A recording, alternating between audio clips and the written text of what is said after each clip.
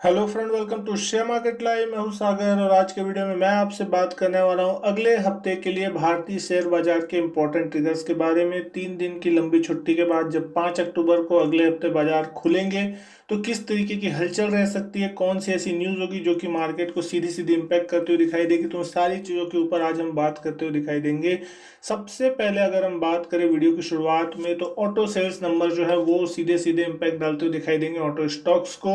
यहाँ पे जिस तरीके से मारुति सुजुकी के अगर नंबर की सबसे पहले बात करते हैं तो साल दर साल जो टोटल सेल्स है वो बढ़ के 1,60,000 यूनिट आती हुई दिखाई दी, जो कि पिछले साल लगभग आपको 1,22,640 यूनिट देखने को मिली। साल दर साल यहाँ पे लगभग 30% की बढ़त देखने को मिली। तो डेफिनेटली यहाँ फेस्टिव सीजन जैसे आगे आता हुआ दिख रहा है। डिमांड बढ़ने की पूरी उम्मीद और स्ट्रॉन्ग ऑर्डर बुक्स के कारण यहाँ पे अच्छी खासी बढ़त देखने को मिल रही है, जो कि एक पॉजिटिव संकेत है। यहाँ पे आपको डोमेस्टिक सेल्स और एक्सपोर्ट में भी अच्छी खासी बढ़त देखने को मिलेगी।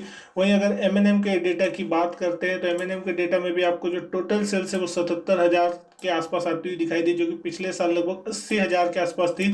तो 2% की टोटल गिरावट यहाँ पे देखने को मिली। लेकिन यहाँ ऑटोमोटिव सेगमेंट में डेफिनेटली 17% गिरावट देखने को मिली साल दर साल। लेकिन अगर फार्म इक्विपमेंट सेगमेंट की बात करें तो 17% की बढ़त देखने को मिली। जिस तरीके से ट्रैक्टर की बिक्री में अच्छे खासे उछाल देखने को मिले पिछले साल के मुकाबले, तो अच्छी खासी जो बढ़त है वो यहाँ को देखने को मिली।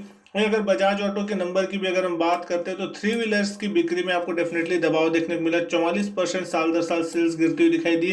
लेकिन टू व्हीलर्स की बिक्री में यहाँ पे एक अच्छा खासा उछाल देखने को मिला। साल दर साल की स्पीड से अगर हम बात करें, 4,04,000 यूनिट जो है वो यहाँ पे बेचे सितंबर में, जो कि पिछले साल के सितंबर में 3,36,000 यूनिट बेचे थे। तो लगभग 20% की यहाँ पे साल दर साल बढ़त देखने को मिल रही है। तो मिले जुले नंबर कहे जाएंगे, लेकिन कहीं ना कहीं जिस तरीके से आगे फेस्टिव सीजन आता हुआ दिख रहा है तो डिमांड डेफिनेटली यहाँ पे इंप्रूव हो सकती है। और जिस तरीके से आगे इंप्रूव होती है तो यहाँ पे आगे के सेल्स के नंबर जो है वो और भी बेहतरीन होते हुए दिख सकते हैं। तो ये सारे ऑटो स्टॉक जो होंगे वो फोकस में आते हुए दिखाई देंगे। वहीं अगर हम बात करें सेकंड नंबर पे, एंजल ब्रोकिंग के आईपीओ की जो लिस्टिंग है वो आपको होती हुई दिखाई देगी। जिस तरीके से यहाँ पे एक वीकर रिस्पांस मिला था सब्सक्रिप्शन के नंबर पे, सिर्फ 3.5-4 गुना ही भरता हुआ दिखाई दिया था। रिटेल इंडिविजुअल हिस्सा जो था ऑलमोस्ट 4 टाइम्स भरा था, लेकिन नॉन इंस्टीट्यूशनल ने यहाँ पे किसी प्रकार का कोई रुझान नहीं दिखाया। और क्यूआईबी का हिस्सा भी ज्यादा नहीं भरा था, सिर्फ 6 टाइम्स यहाँ लगभग सब्सक्राइब होता हुआ दिखा था। तो करंटली अगर हम बात करते हैं ग्रे मार्केट के प्रीमियम की, तो वो कहीं ना कहीं डिस्काउंट पे ट्रेड होती हुई दिख रही है। तो यहाँ कहीं ना कहीं जब शुरू में आईपीओ की ऐलान हुए थे तब ये प्रीमियम पे चल रहा था, लेकिन उसका धीरे धीरे धीरे धीरे यहाँ पे रिस्पांस खत्म होता हुआ दिखाई दिया और अब ये डिस्काउंट पे दिख रहा है। तो देखना ये होगा कि कल के दिन जब ये लिस्ट होगा मार्केट में तो किस प्राइस पे होगा, क्योंकि इसका जो इशू प्राइस रखा गया था वो था 306 रुपए का। तो अब यहाँ देखना होगा कि ये 200-300 के नीचे लिस्ट होता है, 290 पे, या किस प्राइस पे होता है। और उसके बाद फिर देखना होगा किस तरीके की जो इसमें रिस्पॉन्स है वो आगे आते हुए दिखाई देती है। तो डेफिनेटली यहाँ पे एक थोड़ी वीक लिस्टिंग हो सकती है, इस बात की उम्मीद जताई जा रही है। लेकिन आगे अगर हम बात करते हैं तीसरे नंबर पे, कोविड-19 का इम्पैक्ट जो है वो पूरी दुनिया में बढ़ता हुआ दिख रहा है। जो टोटल केसेस लगभग 6.5 मिलियन हो चुके हैं इंडिया में, लगभग 65 लाख लोग जो है इससे संक्रमित हो चुके हैं। हालांकि 5.5 मिलियन के आसपास रिकवर हो गए और 1 लाख से ज्यादा लोगों ने अपनी यहाँ पे जान गंवा दी है।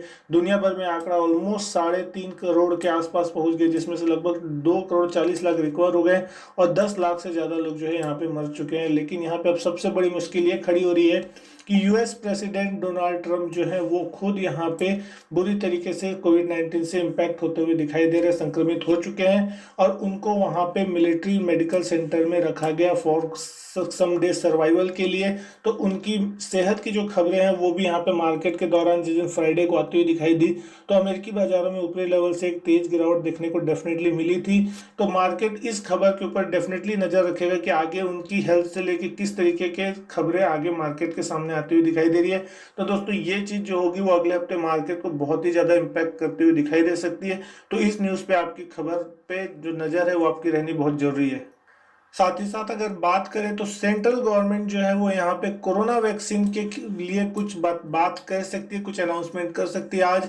जिस तरीके से यहाँ पे वैक्सीन की डेट कब आ सकती है, किसे लगेगी, किस तरीके से अवेलेबल होगी, तो ये सारी चीज के ऊपर भी मार्केट की नजर डेफिनेटली होगी। अगर इसके ऊपर कोई पॉजिटिव न्यूज आती है तो डेफिनेटली फिर मार्केट उस पर एक अच्छा खासा पॉजिटिव रिएक्शन दिखा सकता है। तो दोस्तों ये चीज को भी ध्यान में रखना बहुत ज्यादा जरूरी होगा। वहीं चौथे नंबर पे अगर हम बात करें तो गवर्नमेंट ने सुप्रीम कोर्ट को मॉरिटोरियम से रिलेटेड रिलेटेड जो एफिडेविट दिया, वहां पे सेंट्रल गवर्नमेंट ने ये कहा है कि 2 करोड़ रुपए तक के जो लोन लिए गए हैं, जो कि मॉरिटोरियम के दौरान 6 महीने के अंतर्गत, उसके इंटरेस्ट और इंटरेस्ट के चार्ज को सेंट्रल गवर्नमेंट वहन कर सकती है, ये भी बताया गया, जिससे बैंकों के लिए सीधी सीधी पॉजिटिव न्यूज होगी। और इसका सीधा सीधा जो फायदा होगा वो बहुत से स्मॉल बोरोवर्स जिन्होंने यहाँ पे लोन लिया होगा, साथ ही साथ एमएसएमई, जिस तरीके के लोन को यहाँ पे रखा गया उसमें से एजुकेशन, हाउसिंग, क्रेडिट कार्ड और कुछ ऐसे लोन है जिसके ऊपर यहाँ पे इंटरेस्ट ऑन इंटरेस्ट जो कि 2 करोड़ रुपए तक की लिमिट है, उसके ऊपर के जो लोन है उसको माफ किया जा सकता है। और उसके बाद उस ऐसा जो है फाइनेंस मिनिस्ट्री ने एफिडेविट में सुप्रीम कोर्ट को कहा है। और साथ ही साथ गवर्नमेंट ने ये भी कहा है कि अगर इस तरीके के पूरे लोन को पूरी तरीके से बैंकों के ऊपर डाल दिया जाता तो बैंकों के ऊपर पूरी तरीके से 6 लाख करोड़ रुपए तक का बर्डन आ सकता था, जो कि एक बहुत ही डिजास्टर्स कंडीशन बैंकों के लिए हो सकती थी और बैंकों का सरवाइव करना भी यहाँ पे मुश्किल हो जाता। तो ये चीज़ समझने वाली थी, तो इस तरीके से ऐसा नहीं किया जा सकता था। तो ये चीज़ जो बैंकों के लिए बहुत ही पॉजिटिव न्यूज़ निकल के आ सकती है और इसका सीधा सीधा इम्पैक्ट कल आपको बैंकिंग स्टॉक्स में देखने को मिल सकता है, खासकर उन स्टॉक्स में जहाँ पे मॉरिटोरियम वाली चीज़ें जो थी वो बहुत ही ज़्यादा होती हुई दिखाई दी थी। तो साफ आपको कल बैंक निफ्टी और बैंकिंग स्टॉक्स में एक अच्छा खासा एक्शन देखने को मिल सकता है। तो ये जो न्यूज़ है वो आपके लिए पॉजिटिव होती हुई दिखाई देगी बैंकिंग स्टॉक्स के लिए। और बाद में अगर हम बात करते हैं निफ्टी के वीकली एक्सपायरी के डेटा की, तो आप देख सकते हैं निफ्टी की जो क्लोजिंग हुई थी स्पॉट लेवल पे 11,417 के आसपास होती हुई दिखाई दी। Highest put open interest 17.5 lakh शेयरों का जो बना हुआ है वो 11,200 के लेवल पे है और हाईएस्ट कॉल ओपन इंटरेस्ट जो है 16 लाख शेयरों का 11,500 के लेवल पे। तो अब कल के दिन आपके लिए ये दो लेवल बहुत इंपॉर्टेंट होंगे। 11,500 के ऊपर अगर निफ्टी निकलता है तो फिर एक डेफिनेटली अच्छी खासी शॉर्ट कवरिंग आपको देखने को मिल सकती है, जो वापस निफ्टी को अपने प्रीवियस क्लोजिंग हाई लेवल जो थे 11,600 11,650 के आसपास वहां तक लेके जा सकती है शॉर्ट कवरिंग के कारण। लेकिन अगर हम बात करते हैं बैंक निफ्टी की, तो बैंक निफ्टी की क्लोजिंग जो है 22,246 पे देखने को मिली। हाईएस्ट पुट का ओपन इंटरेस्ट जो है 4,33,000 शेयरों का वो आपको देखने को मिलेगा 21,500 पे, तो जो कि एक अच्छे खासे लेवल से हम यहाँ पे ऊपर हैं। और वहीं अगर बात करते हैं कॉल में, तो हाईएस्ट ओपन इंटरेस्ट 23,500 के कॉल पे 1000 पॉइंट 1200 पॉइंट दूर बना हुआ है 4,75,000 शेयरों का 23,500 के लेवल पे।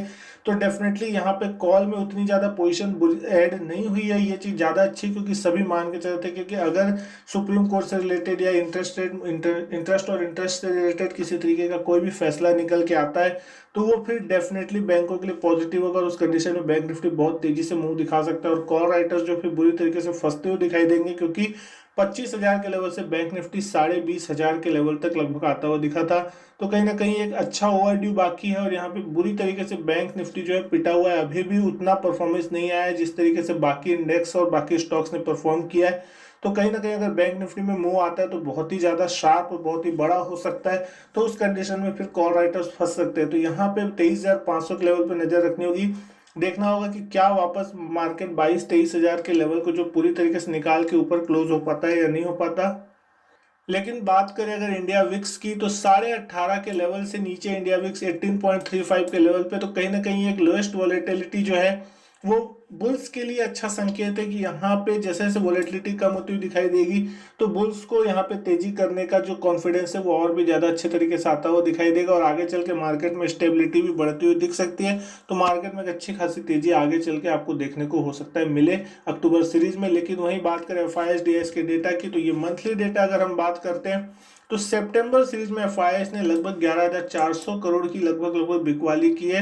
उसके पहले लगातार 4 महीने एफआईएस जो थे नेट बायर थे यहाँ मार्केट में, आप देख सकते हैं मई, जून, जुलाई, अगस्त, चारों महीने में अच्छी तगड़ी बाइंग करते हुए दिखाई दिए। लेकिन वही अगर डीआईएस की बात करते हैं तो पिछले महीने मात्र 110 करोड़ की नेट बाइंग डीआईएस की तरफ से होती हुई दिखाई दी, लेकिन उसके पहले 2 महीने में डीआईएस लगातार बड़े क्वांटिटी में सेल कर रहे थे।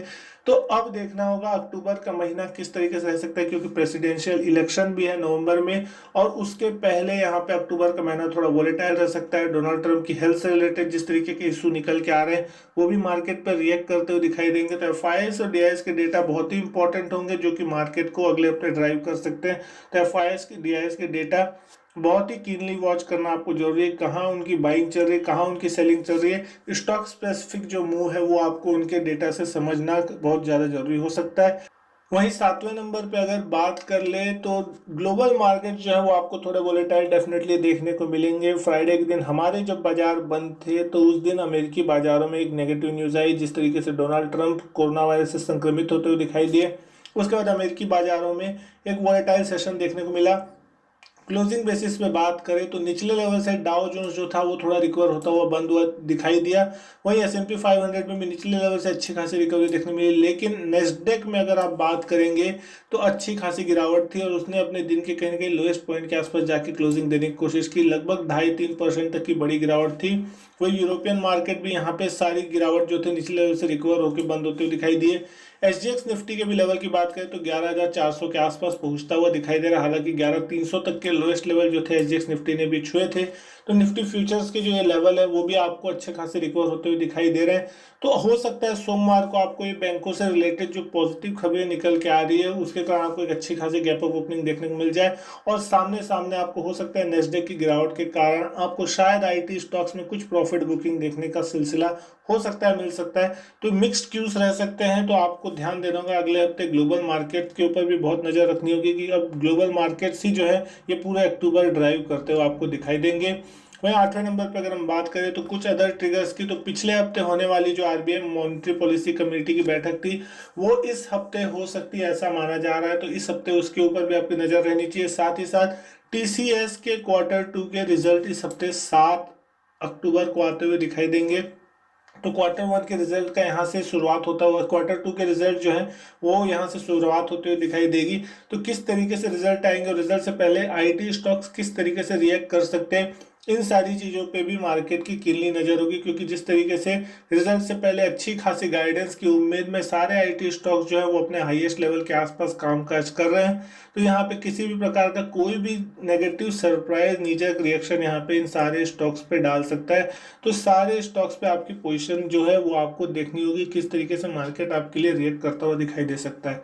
तो दोस्तों मैं उम्मीद करता हूँ आपको वीडियो पसंद आई होगी। वीडियो अच्छी लगी हो तो वीडियो लाइक कीजिएगा, शेयर कीजिएगा दोस्तों के साथ। चैनल सब्सक्राइब नहीं किया तो चैनल भी सब्सक्राइब जरूर कीजिएगा। मैं आपसे मिलता हूँ अपने नेक्स्ट वीडियो में, तब तक के लिए goodbye and thank you.